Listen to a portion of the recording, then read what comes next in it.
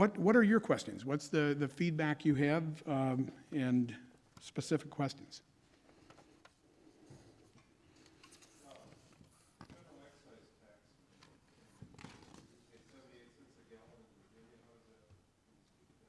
It was actually 78 cents a gallon in Oklahoma, but I know that We Energies is in the 90 neighborhood. But how does the road tax factor into the price you pay at the pump, and how's that all equated? Who wants to handle that? You want to put the mic on? Yeah, I can give you a partial answer. For most of our pumps, the road tax is in the price. There's also a tax credit, federal tax credit in it right now, which I think might be disappearing in a few months. For the privately owned stations that are open to the public, a couple of them, the way they work the road tax, they pay it themselves, they don't pay it to us, but most of the stations do pay it to us, and then we pass it along.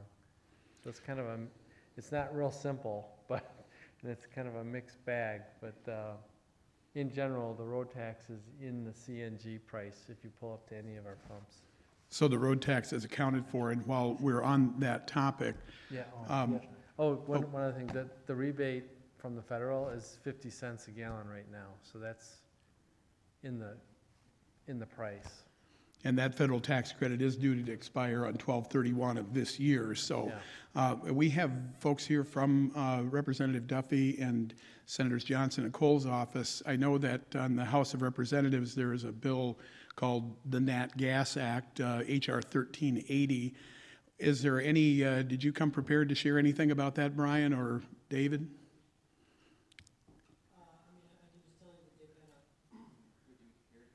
There was, while he's getting the mic, there was a hearing last week on the Ways and Means Committee, which is where it's stuck right at this point. Yeah, and that's the latest on it. There's no indication at this point if there's going to be a full committee markup or if it's going to be considered on the House floor. I know it has a number of co-sponsors, about 160, 70, I don't know how many.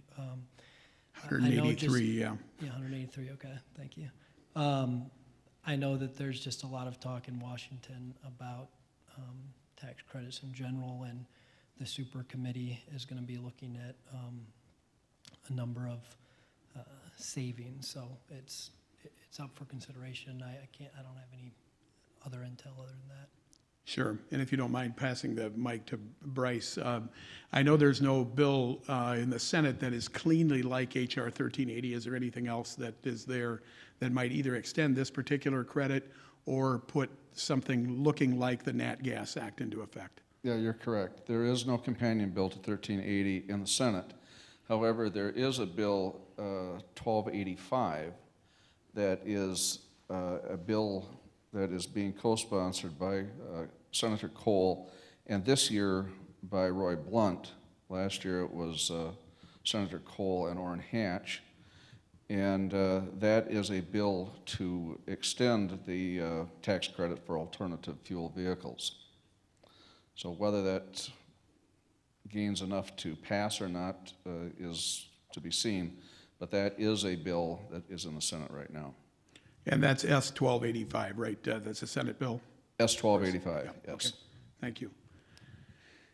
Any other questions from all of you? Go ahead. Yeah, Mark, I have a question for you. Nothing's been addressed about the cost of an installation. And you said it's portable, and is there a minimum size or a maximum that would be feasible to put in a site? And how large are these? So a number of questions in there, Jim. I think the answer is that it scales from an in-home refueling station for a light passenger vehicle, which is not particularly economic, to some of the large. One of our larger facilities is we fuel the municipal transit buses in Orange County, California. Just a massive refueling station, and there the economics get just incredible.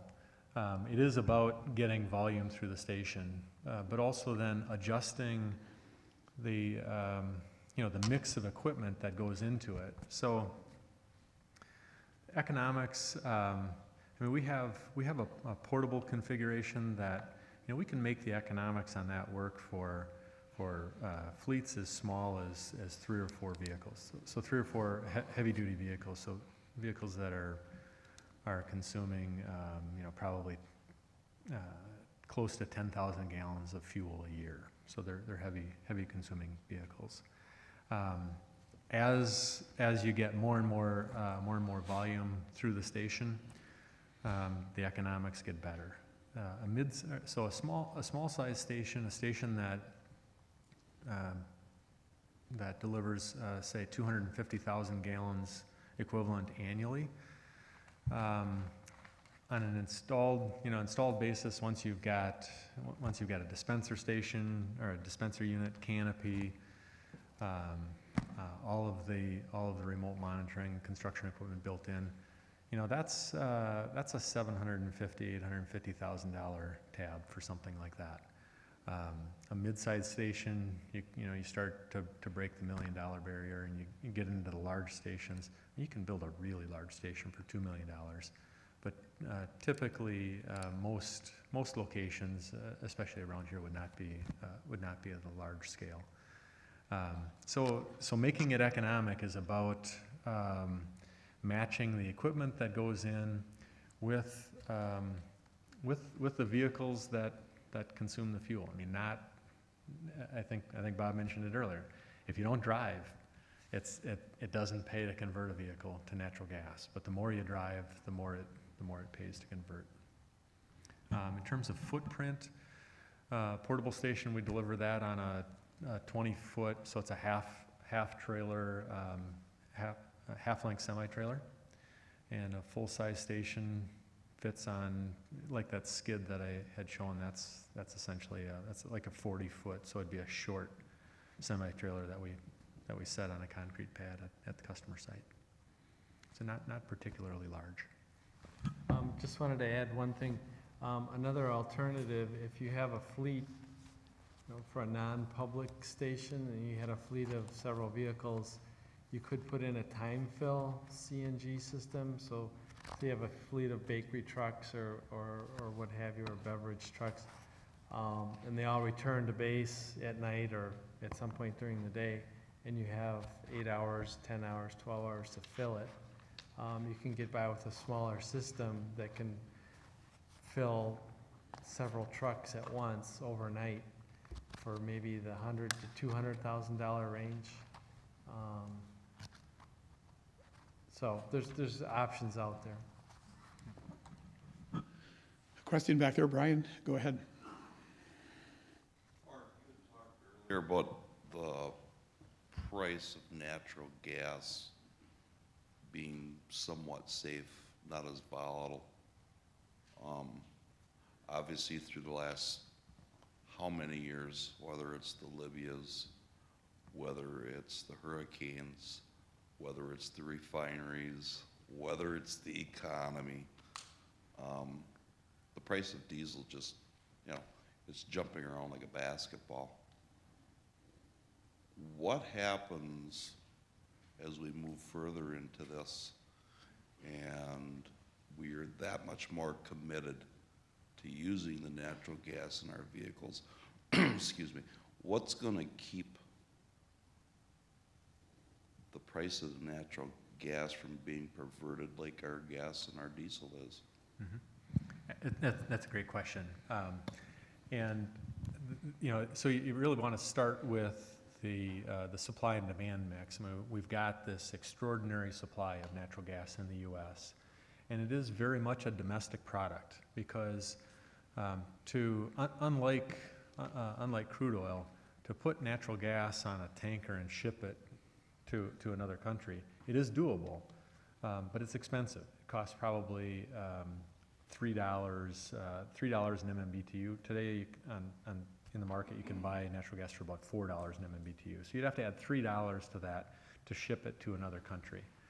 And it doesn't make a lot of sense for the U.S. to export because countries like Venezuela and Qatar, Trinidad, I mean, they have I mean, we think we have a lot of natural gas. They've got a ton of natural gas, and they're getting it out of the oil production process. So their cost of natural gas is like 50 cents. So it's more likely that their natural gas will go to Europe or Japan or other consumers of imported liquefied natural gas than the U.S.'s would.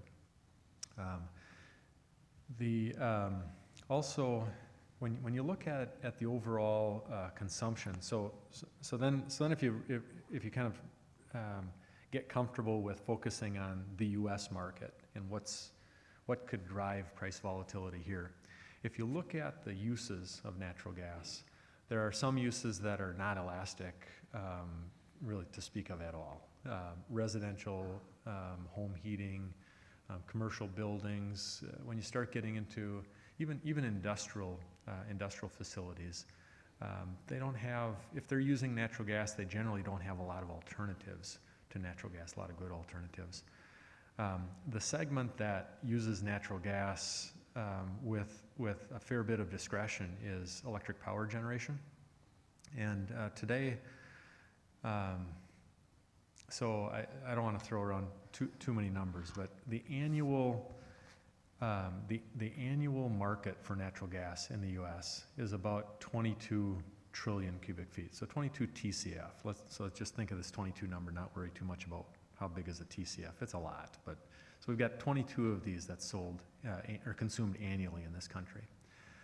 The power generation market accounts for about 7 TCF of that natural gas. That's a segment that is very price sensitive. If the price of natural gas rises a little bit, coal becomes a very attractive alternative for power generation, and you see switching back to coal. If the price declines, yes, they'll consume more natural gas for power generation. Compare that to in the slide where I showed natural gas prices out to 2035, CNG prices. Applying the projections that the U.S. government has made for how much natural gas will be consumed, assuming the build-out of CNG infrastructure and the conversion of heavy-duty fleets, they expect the annual consumption of natural gas as a transportation fuel to be under 2 TCF. So even though it provides a lot of transportation, I mean, you know, for those that are in the natural gas industry, CNG is like it's a phenomenal use of the fuel. Kind of the problem for those folks is that it doesn't take a lot of natural gas to make CNG. So even if we go with a fairly heavy adoption rate here in the U.S., it's not like it's a game changer in the overall natural gas consumption mix. I see Scott Humrickhouse is with us from the DNR, correct? Scott, that you? Okay. Just a quick question for you. Appreciate you coming. Are there any permits or anything that's required from a DNR perspective for fueling stations? I don't think so, but I got a question for Mark. You talked about the compressors. What runs those? Electricity? Yeah, that's our preferred choice is electricity. They actually do have natural gas-fired units, but then you get into a permitting requirement. Right. And you know, back in the old days, we used to run natural gas-fired compressors. We've tried to convert all those to electricity. Yeah, if the compressors run on electricity, the way I understand from the presentation, there wouldn't be any permit requirement at all. Okay, I appreciate that answer. Go ahead, Jim.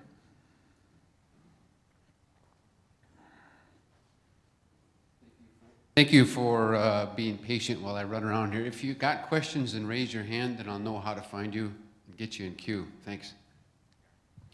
This question's back to Mark.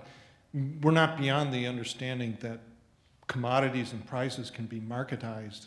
What I mean by that is from my industry, I know that the same bottle of penicillin runs down, I'm a veterinarian, same bottle of penicillin runs down the line in Ireland. One bottle goes to the human market and the other bottle goes to the veterinary market. The one that goes to the human market is 12 to 15 times the price of the one that goes to the veterinary market. Now, I come back to you and I ask you, what's to say that natural gas that goes into the industry that we're talking about is privatized or marketized differently and priced differently than is that same natural gas that goes into industry and homes? It's an interesting assertion. I mean, that's not the way the industry operates today.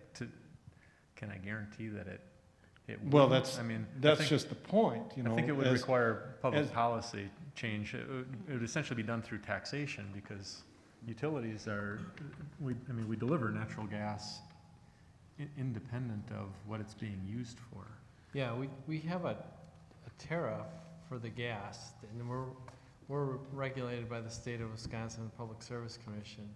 So we can't change that price that we charge for the gas that we send to the CNG stations without the state's approval. And every 2 years we have a rate case, and you know, we adjust it for our costs, but it comes down to ultimate approval by the Public Service Commission. But then there's another layer, which is the company that's compressing it and selling it at the dispenser. I mean, they could play around with the price some, but the raw material, the commodity is regulated. The fueling station part is not regulated by the State Public Service Commission, but if it's a free market, I mean, they'll somewhat moderate to, you know, if somebody's trying to sell gas, compressed gas at 50 cents more than the guy down the block, guess who's gonna sell the gas? You know. More questions? I guess, go ahead, Jerry. If you have a semi licensed for 80,000 pounds, put a conversion unit on, and of course the tanks maybe hold 100 gallons, how much does that increase the weight of the truck? Tanks are heavier. The tanks are, I don't know how much. And it depends on if it's a type 1, 2, or 2, 3, or 4. In fact, I just looked at that this morning, and the difference between a type 1, which is an all-steel tank, versus a type 4, which is an all-composite, for a 20 GGE, gallons of gas equivalent, the difference is something like 160 pounds to 360. And I knew somebody would ask this question, so I asked one of the smart guys in my office what CNG weighs when it's compressed, because it's lighter than air. And he did the math and basically came up with about 5.5 gallons, pounds per GGE. So again, you can roughly extrapolate that. You're not adding a ton of weight for a ton literally by any stretch, probably, in the 1,400 pounds if you're going to be in that 70 gallon of gas equivalent. Is that a good answer? Yeah, I don't know the number off the top of my head, but I know the type 4 tanks, composite tanks are quite lightweight. Almost, I don't know of anybody that uses the type 1 tanks anymore, the steel tanks. Go ahead. Let's say we convince 2 or 3 fleets in here, or a few people to want to, do we have to drive right now to Appleton to fuel up though, right? That's, right now we have nothing in Wausau, do we, to fill up? We have to drive to Appleton, we got to go to Bayfield to get fuel? That's correct. And well, that's one of the reasons for this meeting. And actually, in the interest of full disclosure, we just put a down payment on a small public access fueling station and signed a lease for land in Stratford. But Stratford and Appleton from Wausau isn't that much difference.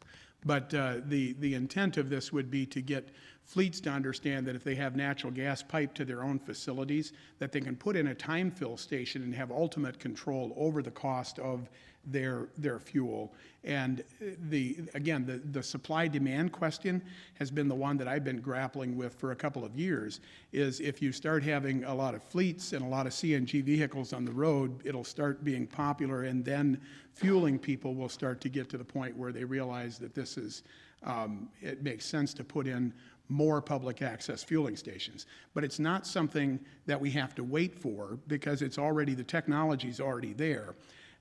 technology had been around since World War II, and you look at it and say, well, somebody tried that before and it didn't work, but that'd be a little bit like saying somebody tried a bag phone before, and now we've got smartphones. I mean, the technology has really come a long way, and it's here now, and it's ready to be embraced by people who can do that.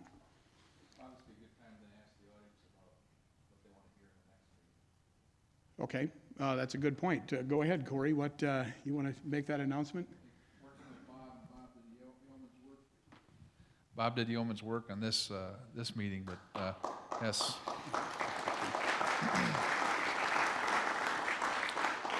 And there are cookies out there when you leave. there's I think you all cookies. missed them. So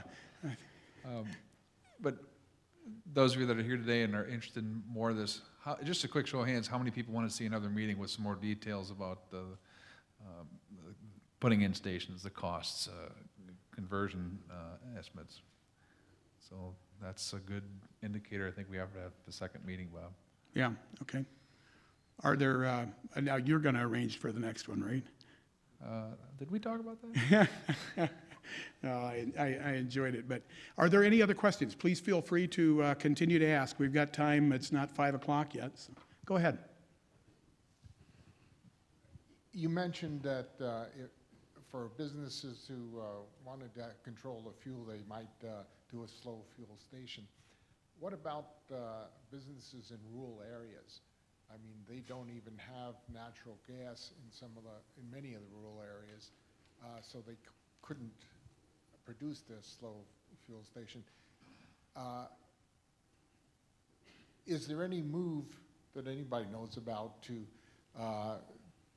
further develop the distribution of natural gas other than in larger cities? Or there are some places that I am aware of where the pipelines run through the rural areas, but there's no access to them. You're speaking exactly to my case. There's the main cross-country line running a 3/4 mile from my place, and I think I called Dave or Mark and asked him what it would cost to step that down and get it into, and he said it's $1 million. So I got creative, and we actually leased property at a site in town that had natural gas, and that was our big conundrum. If we'd have had natural gas pipe to our facility, we'd have put in time fill station, problem solved, done deal.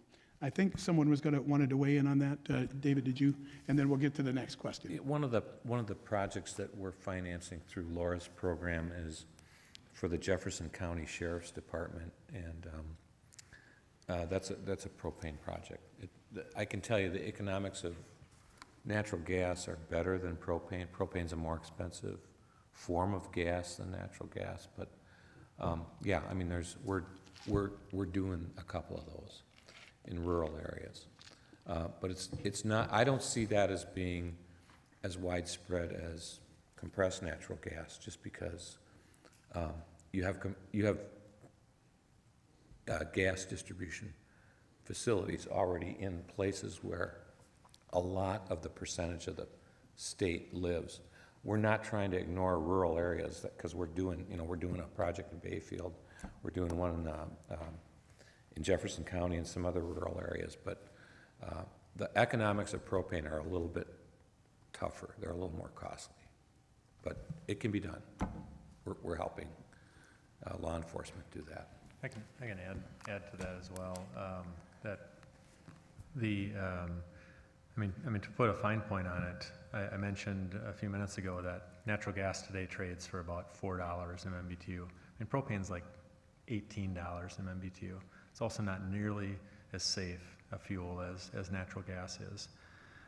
And the alternative that we've seen to propane is we've got portable CNG stations where if you've got natural gas, in the vicinity, I mean vicinity meaning it's reasonable to truck it there, which is the way most of our petroleum products are delivered today. It's the way that propane would be delivered, it would be trucked. We can bring in a trailer of that's got tanks and an integrated CNG dispenser on it, and then it's just kind of like the equivalent of your gas grill. We just do a tank exchange, bring in a full trailer and take the other one back and fill that at a nearby a nearby host CNG station. So that approach works quite well for locations that do not have natural gas directed to them. Good. I have a question for Mark. No, this is good. Does Integrys, do they install permanently installed stations? Or are Yeah, they all both portable? permanent and portable. Yeah, the majority are permanent. So, and Yeah. how many have they installed, and how many do they own? We have 80 that we've installed or operated. Today we actually own about 24 of those stations. Out of state? We don't own anything currently in state in Wisconsin, but watch the news for that. Okay, thanks. Good. Well, that gives us something to look forward to. I think we've got a question back here. Are there payback models out there for fleet conversions? Payback models for fleet conversions? Yeah, how many years does it take to pay back the expense of converting your vehicle over? It turns into relatively simple math, not to negate it, but if you understand the cost of conversion, you understand the consumption of fuel, and then you make a calculation as to what the difference in CNG versus gasoline is, you can come up with a simple payback pretty quickly. Just, again, in light-duty trucks, I'm not talking heavy-duty here, but light-duty trucks, I would say that if you travel 30,000 miles a year or more and get 15 miles to the gallon, you're looking at less than a 2-year payback, far less than a 2-year payback on the vehicle itself. That doesn't account for the infrastructure costs. It doesn't account for difference in resale value or potential life of the engine when you're burning this clean fuel compared to the carbon deposits and other technologies either. Okay, I appreciate that that insight. You should introduce yourself because I don't think I know you. I'm the guy that you were asking. You're the Honda guy. You're the Honda guy. I apologize. I knew I'd mess up and do something today I was embarrassed of, so this is it. Congratulations. This was a wonderful event, great panel. I've been involved in the natural gas vehicle movement for 5 years and have been organizing meetings like this in communities around La Crosse. And I think one of the really important things that can be accomplished here today is to talk to your gas retailers in the area and indicate that there's a demand. So if there's anybody in here who uses Quick Trip to refuel their vehicles, there actually is some Quick Trip representatives here. Are there some other? It shouldn't be. They're great Are there stores. some other retailers? I think we have the Baltuses are here. Reeser has representation here. I believe Sherrill has representation here. Again, not to point you out, but just to say that I tried to be fair and even-handed there and bring together numerous parties. Well, that's awesome that they are here. Congratulations and thanks for your interest in the marketplace. Quick Trip has made not a public, but a private statement, and I've been involved in that, and their commitment to the region is very strong, and I'd like to applaud them for that. Mm-hmm. Mm-hmm.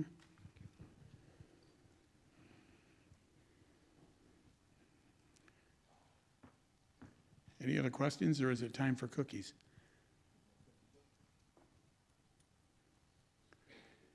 Certainly, I'll hang around. Some of the panelists have indicated they'd hang around. You've seen some of the other folks here. I appreciate your time, and I guess in due time we'll see what the demand is, and we'll go from there. Thank you very much for your time and attendance.